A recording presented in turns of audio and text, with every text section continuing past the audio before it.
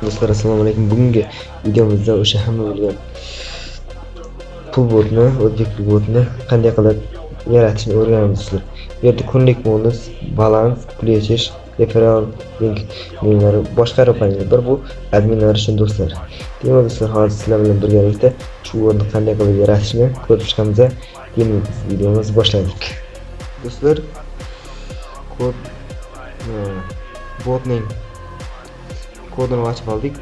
Kod do'stlar Python dasturlashtirishda yozilgan. 308 versiya bilan. Xo'sh, demak, import qilib o'tyapti. Python API ni import qilib olganimizdan so'ng, bu yerga token degan joyga yo'l bot tekinga bot hozirdan olingan tokenni yozasizlar. Admin ID ga o'zingiz admin bo'ladigan akkauntingizni ID'sini yozasizlar va MyChannel bu majburiy obuna menyusi do'stlar. Majburiy obuna menyusiga do'stlar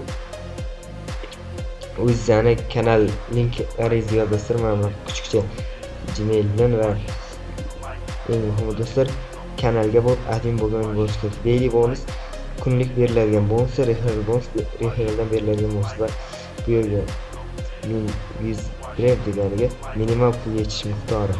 Shu narsalarni kiritib chiqqanimizdan so'ng botimiz deyarli tayyor bo'ladi. Serverga joylab qo'yamiz do'stlar. Agar video yoqqan bo'lsa, like bosib esdan chiqmasin do'stlar.